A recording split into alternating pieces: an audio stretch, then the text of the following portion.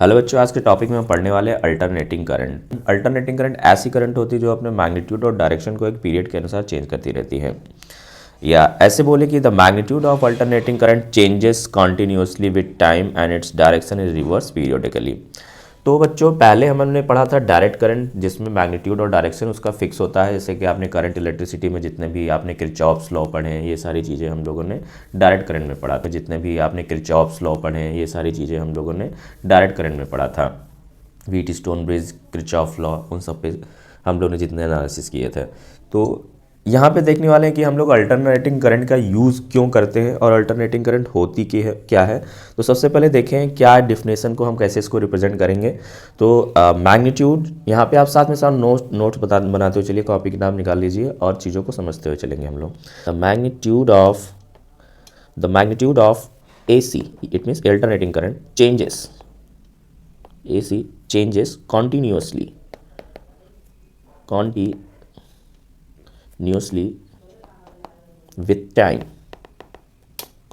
with time and its direction is reversed periodically.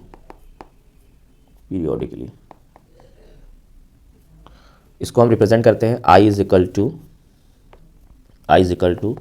I naught sine omega t, या फिर इसको हम ऐसे भी लिख सकते हैं I is equal to I naught cos omega t. इसका कोई डेरिवेशन नहीं करेंगे हम लोग क्योंकि सिलेबस में है नहीं। I is equal to I naught में I क्या है, आपकी इंस्टेंटेनियस करंट, यानी टाइम के अकॉर्डिंगली ये चेंज हो रही है। I is the instantaneous current. और आपको I नॉट पता है, I नॉट को हम बोलते हैं peak current, peak value of current, peak value of AC, या फिर बोल सकते हैं maximum value of AC। Graphically अगर हम इसको रिप्रेजेंट करें तो ये हमारा कुछ साइन वेव बनता है। ये आपका AC है, ये एक टाइम पीरियड हमारा कंप्लीट हुआ। ये T यहाँ पे देखा जाए तो ये T/4, ये T/2, इसको मैं लिख सकता हूँ 3T/4, 360, यानी यहाँ पे हमारा एक पीरियड कंप्लीट हो जाएगा, यानी 1 रिवोल्यूशन। तो टाइम पीरियड आपको पता है कि टाइम टेकन ड्यूरिंग 1 रिवोल्यूशन को हम बोल सकते हैं टाइम पीरियड। तो यहाँ पे अगर एंगुलर वेलोसिटी अगर हम लोग कैलकुलेट करें तो एंगुलर वेलोसिटी कैसे लिख सकते हैं, angular velocity omega is equal to 1 revolution में एंगुलर डिस्प्लेसमेंट 2π, और टाइम कितना हुआ, वेलोसिटी यानी कि डिस्प्लेसमेंट अपॉन का टाइम, यानी 1 टाइम पीरियड में। और आपको पता है since 1/t equal to f, यानी number of oscillation per second, it means omega is equal to 2πf। इसको हम एंगुलर फ्रिक्वेंसी बोल सकते हैं 2πf, या 2πn भी लिखा जा सकता है, इसमें कोई दिक्कत नहीं है, रिप्रेजेंटेशन है अपना। सिमिलरली अगर हम AC को अगर हम किस फॉर्म में लिखें, AC को वोल्टेज के फॉर्म में अगर रिप्रेजेंट करें, अभी मैंने करंट में दिखाया। Similarly the AC in the form of EMF में हम कैसे रिप्रेजेंट करें, तो EMF में आप लिख सकते हैं E is equal to E naught sine omega t, या फिर हम इसको ऐसे रिप्रेजेंट करें, ये भी सही है, E naught cos omega t. ये हमारा EMF में रिप्रेजेंटेशन हो गया। And AC circuit, 2 additional circuit elements are used. AC circuit में हम 2 तरीके के, there are inductor and capacitor, यानी इंडक्टर और कैपेसिटर 2 एडिशनल सर्किट यूज करते हैं। तो अब कैलकुलेट करें कि current and voltage in AC circuit controlled by 3 circuit elements R, L and C।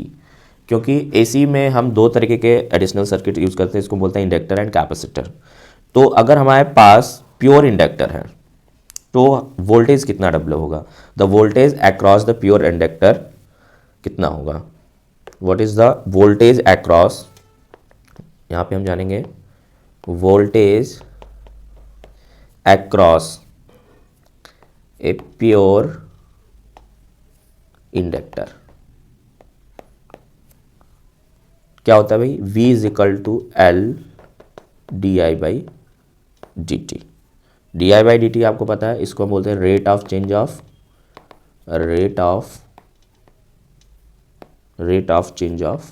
Current.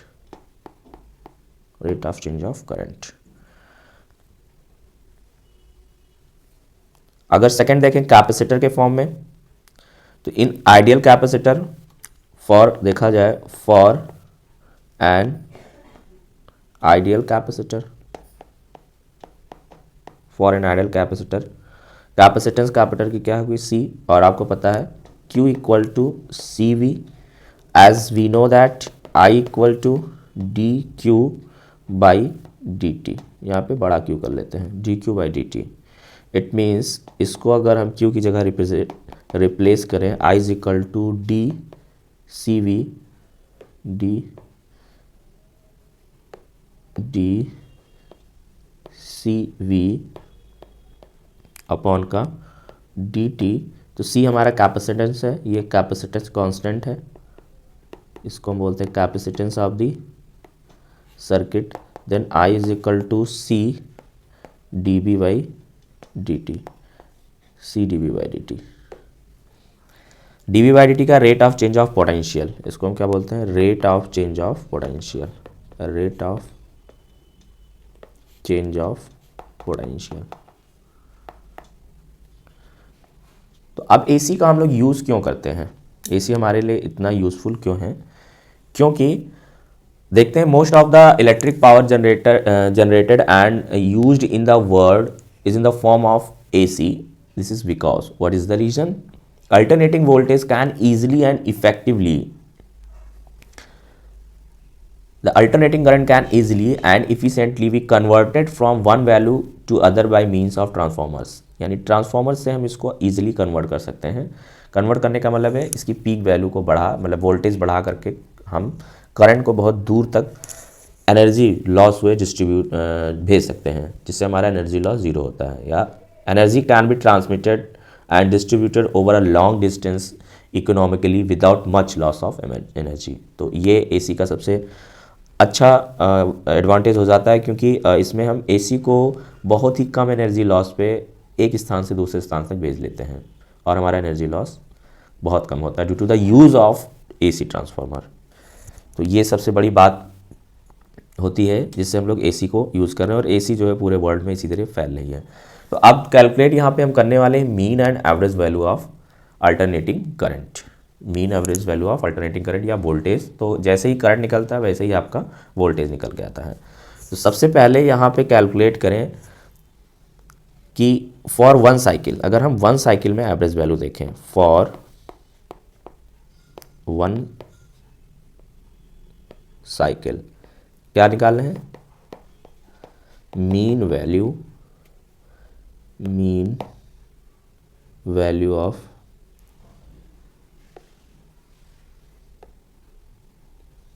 Mean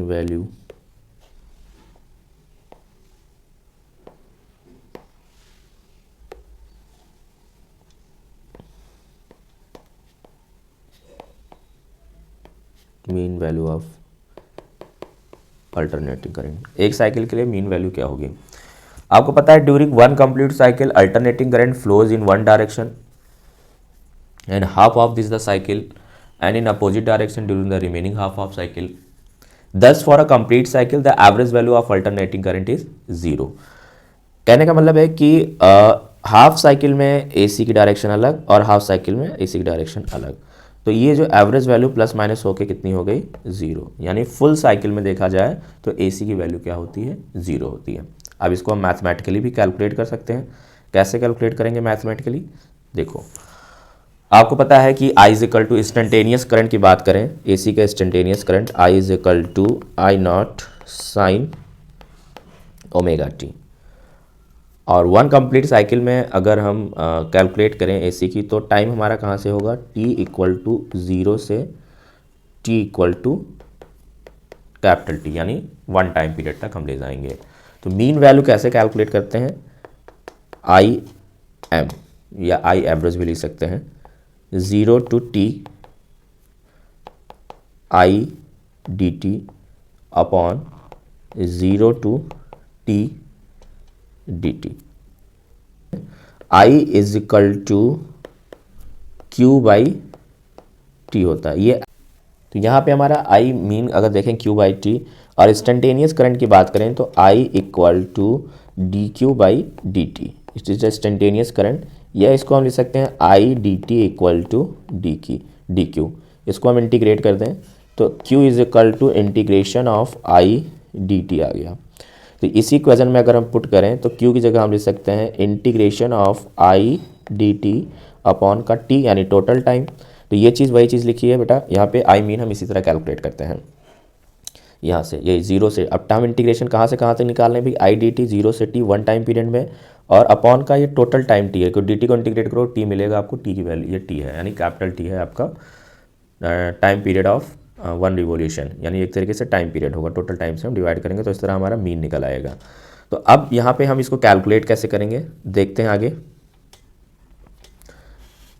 यहाँ पे आपको पता है I equal to I not sine omega T होता है, तो यहीं पे वैल्यू हम पुट कर देंगे, ये टी बन जाएगा। तो ये ज़ीरो से टी आई की जगह हम लिखेंगे I not sine omega T D T, और अपॉन में आ जाएगा टी, इसको इंटीग्रेट करेंगे तो हमको कैपिटल टी मिलेगा। तो आई मीन इसको सॉल्व करें तो आपका हो गया आई नॉट अपॉन का टी इंटीग्रेशन ऑफ ज़ीरो से t sine omega T D t. आपको पता है साइन ओमेगा टी का इंटीग्रेशन क्या होता है, साइन ओमेगा टी का माइनस का cos omega, since integration of sine omega t equal to minus का कॉस ओमेगा टी अपॉन का ओमेगा।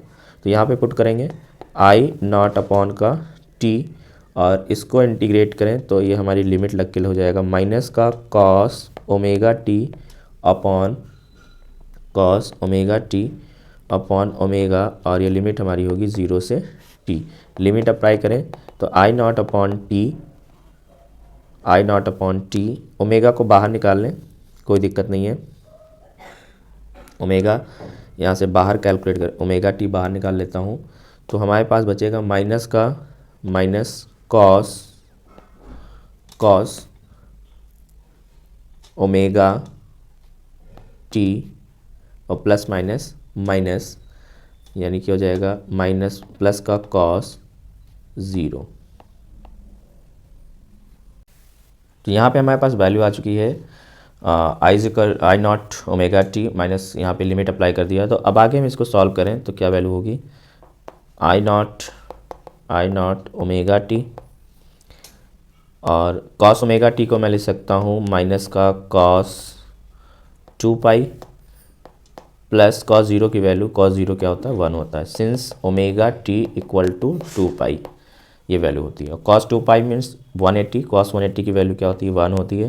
तो यहाँ पे मैं लिखूँ आई नॉट ओमेगा टी ये 1 + 1, तो ये value since cos 2 pi equal to 1, तो ये वैल्यू हमारी ज़ीरो आ गई। तो आई मीन यानी 0 आई है। कब ज़ीरो आई है, for 1 complete cycle, for 1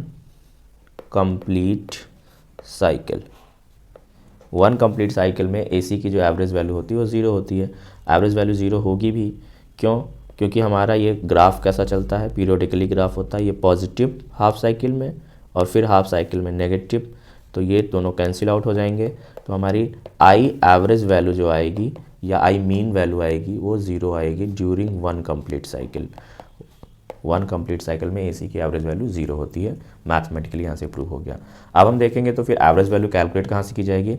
average value हम कैलकुलेट करेंगे, एसी की एवरेज वैल्यू कैलकुलेट करेंगे हाफ साइकिल में। तो बच्चों यहाँ पे average value of AC for half cycle calculate करेंगे। फुल साइकिल में तो एसी की एवरेज वैल्यू क्या होती है, ज़ीरो होती है। तो कैसे कैलकुलेट करेंगे, यहाँ पे I average for half cycle, half cycle के लिए हमारे आई एवरेज की वैल्यू क्या होगी। तो तरीका वही है, 0 से t/2 यहाँ पे हम लिमिट लेंगे और आई डी टी, और यहाँ पे हमारा टोटल टाइम क्या है t/2 है। आई इक्वल टू आपको पता है I equal to I not sine omega T होता है। तो यहाँ पे हम कैलकुलेट करेंगे 0 से t/2 I not sine omega T D T upon t/2। यहाँ पे क्या हो जाएगी आई एवरेज की value I not 2 not upon T, और ये इंटीग्रेशन हमारा 0 से t/2 होगा आई नॉट तो यहाँ पे सॉरी हाँ ये जो वैल्यू होगी आई नॉट बाहर निकालिए, सिर्फ और सिर्फ हमारे पास बचेगा sine omega T D T. तो ये वैल्यू हो जाएगी 2 I not upon T, sine omega T का इंटीग्रेशन माइनस का कॉस ओमेगा टी अपॉन का ओमेगा, और यहाँ पे लिमिट हमारी रहेगी 0 से t/2। इसी को आगे फर्दर कैलकुलेट करते हैं। 2 आई नॉट अपॉन टी और कॉस ओमेगा टी, यहाँ लिमिट अप्लाई करेंगे तो माइनस का ओमेगा को भी आप बाहर निकाल लीजिए और हमारे पास बचेगा अब माइनस कॉस ओमेगा टी 0 से t/2। अब लिमिट अप्लाई करते हैं तो ये वैल्यू हमारे पास है 2 I not upon T omega T और minus of cos omega T, T की जगह 2 बाई रखेंगे तो ये हो जाएगा ओमेगा टी अपॉन 2 और दूसरी लिमिट अप्लाई करेंगे तो plus minus upper limit minus का लोअर लिमिट यानी कॉस 0। तो अब वैल्यू आ गई है 2 I not upon omega t, ये हो गई cos omega T by 2, it means 2 पाई यानी cos minus cos pi plus का कॉस 0, और कॉस पाई की वैल्यू आपको पता है कॉस पाई -1 होता है, since cos pi equal to -1 and cos 0 equal to 1।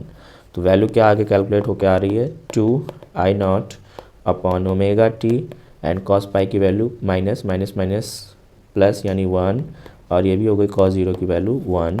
तो ये हो गया 2 आई नॉट ओमेगा टी की वैल्यू 2 पाई होता है, इंटू का 2 से 2 कैंसिल हो गया, तो वैल्यू क्या आ गई हमारे पास 2 आई नॉट अपॉन पाई यानी average value of A C I average equal to 2 I not upon pi. ये AC की हाफ साइकिल में एवरेज वैल्यू होती है। ये हम इसको लिख सकते हैं 0.637 I not. It means the mean value या average value of AC, average value of AC for a half cycle, for a half cycle 0.637 times or 63.7% of the peak value।